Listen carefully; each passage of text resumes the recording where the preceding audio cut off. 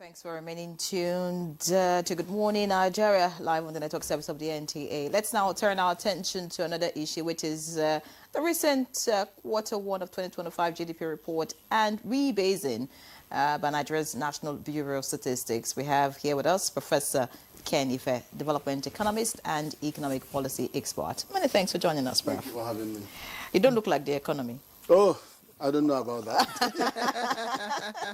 Well, how do you mean? The growth rate seems impressive. You know, 3.13%. Correct. Correct. But what puzzles me is that we are fourth or fifth largest economy in Africa. We used to be number one. Fifth. How did that happen? No, you see, when we come into the discussion proper, first of all, Nigeria is still the largest economy.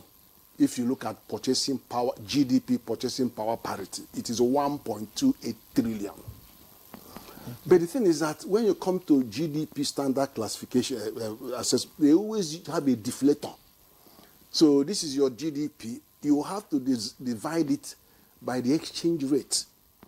So that exchange rate has punished you. Oh. Because if you look at the GDP they told you today is 370, but when you divide it by 1,530, it comes to about 248 billion.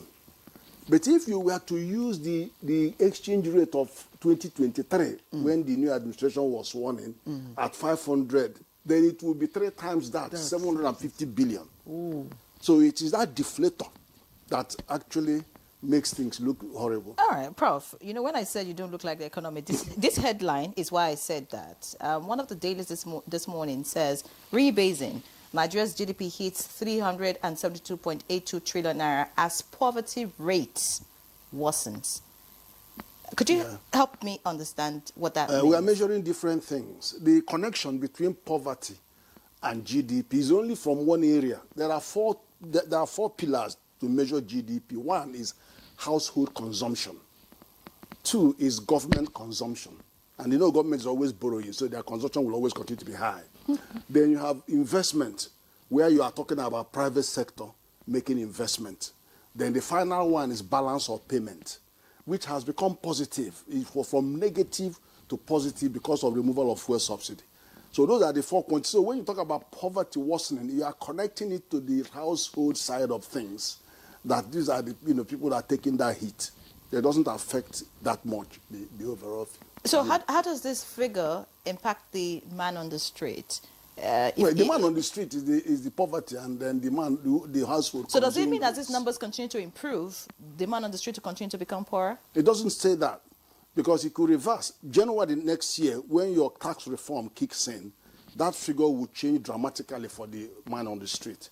Because the law will now remove VAT on buying energy, his hospital services, any education, food. So they're going to have more disposable income, and they can buy more. So that output, aggregate demand will go up, GDP goes up. And then consequently on the 42 million MSMEs, they will have more money to keep because it's moved threshold 25 million to 50 million.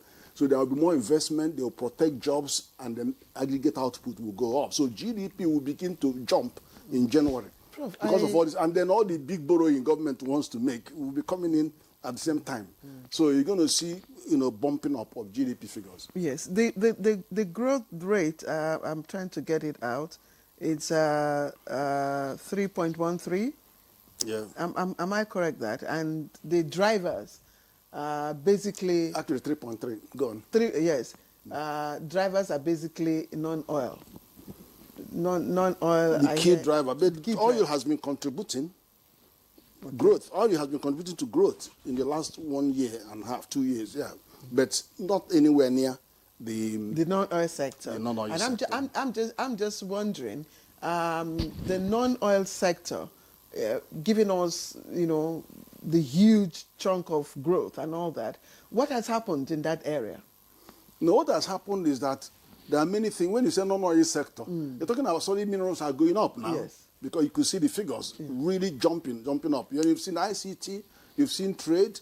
You've seen construction jump. In this rebasing, construction has like jumped threefold to 10.78%. We used to see it around 3%, 2%. It is good because they've now recognized other forms of construction of household and all of that that were not picked up in this. So that's going up. So all of those quantities, and of course crop production is high. It's about 17.858%. So all of those quantities keep going up. And crude was terrible at some point. Crude is only, crude and gas, only 5.85%. There are times when it used to be 5%. And then even though being 5% of the economy, but posting negative growth. It has been negative growth for years. And only just now that it has become positive because of the increase in the petrol barrels of crude being produced. At 1.6 No, to 1.6 to 1.8. It used to be 1 million. You know, for many years, it was to 1,800,000. Now it's 1.6, 1.8, and it's moving. yeah, The but target it's, of but 2 million. it's still below the benchmark. No, it's the production- yes. The production benchmark says 2 million. 2 million. Yeah, but they're getting there. I think when you add condensate, they're getting there. They're making tremendous progress. But the price is also very important because the price hasn't been what they thought it could be. And I criticized many times the benchmark of $75. It should never have been used as a benchmark. Now look at it, $75, and then the money, the thing is about $60, $65, $68. It doesn't make sense because you are not allowing any headroom so that you can have accretion to foreign reserve and accretion to excess crude account. I mean, that is not good budgeting practice. All right. From the figures, industry grew by 3.42%. I mean, a lot of people have clamored that the manufacturing sector needs to improve. Do you think that this is for real, or is this going to fizzle out in the short time? No, but, I mean, industry has been, agriculture is even worse. Agriculture is 0.07%. For a population that grows at 3% and urbanization that grows at 4.6%, that is pathetic. We need to do something serious about agriculture because, you know, we are seeing starvation staring at everybody's face. And the Minister of Agriculture is doing his best. But we need to release resources. You know, that's not helpful. But the industry growth of 3.42% is actually better than what we have seen over the last 12 months. Industry has not been playing, and the contribution of industry to GDP has also come down a little bit from 27 to 22%. So, you know, the growth is encouraging, but it could be better because that is where you require growth to cushion. Because I mean, if you forget the one, we are an import-dependent economy, and that is why all the problems in our country has persisted. For you to reverse that import dependence, you have to put more resources on value addition. That's where industries come. Industries will now breed. They make more money, they grow, because instead of importing fuel, you are refining fuel here. Instead of selling your solid mineral, you are refining them and selling them, getting 5 times more money. See what Ghana did. Ghana simply cut their gold. I want this gold, and then I want to put some on my bank reserve, but Ghana's currency has gone up by about 50%. It's just simple arithmetic.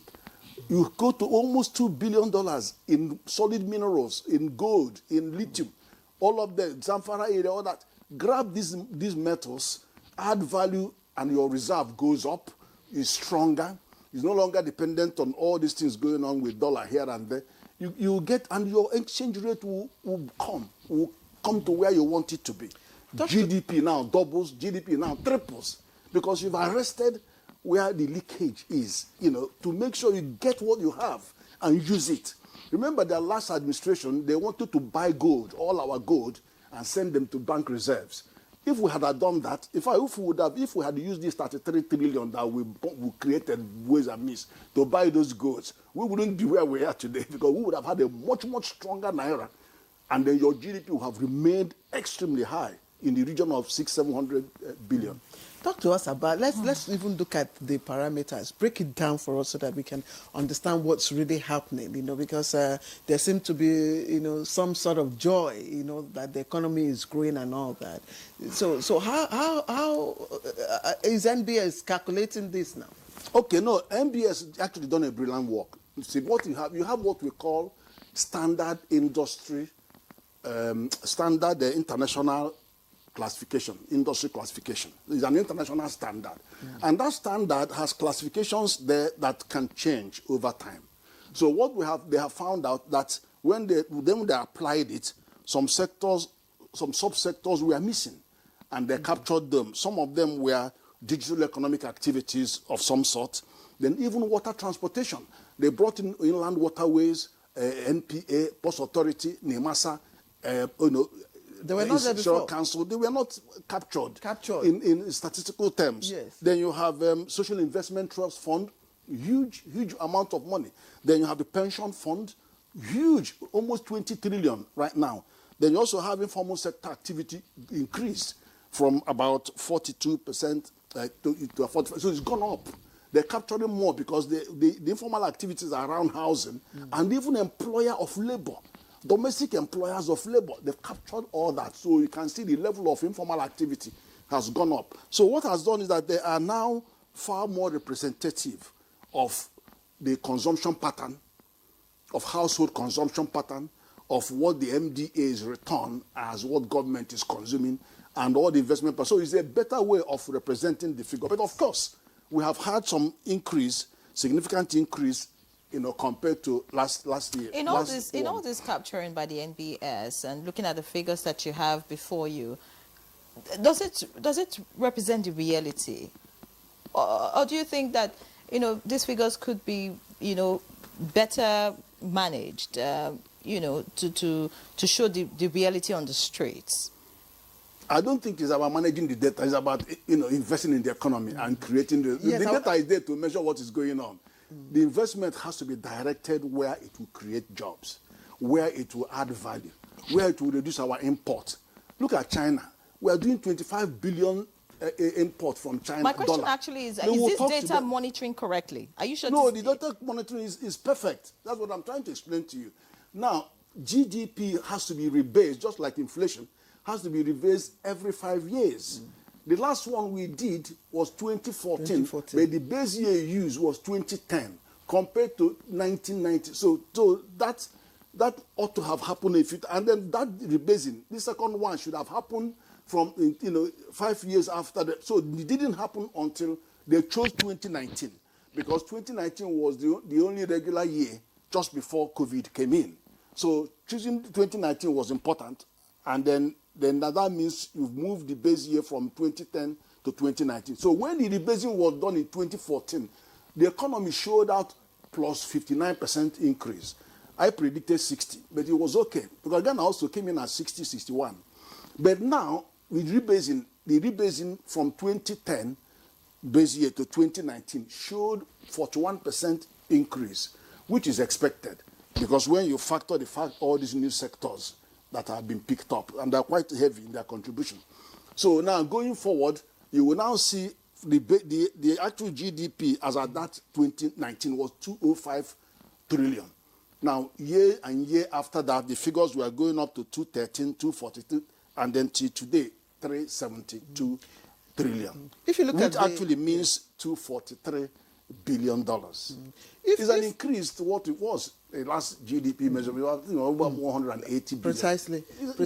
Is the $1 trillion? Sorry, I was going to ask what this means really for the manufacturing sector. If the industry is also showing some improvement, the whole of this, what does it mean? Now, the manufacturing sector, from the figures shown, it doesn't show it to be performing well, I'm afraid.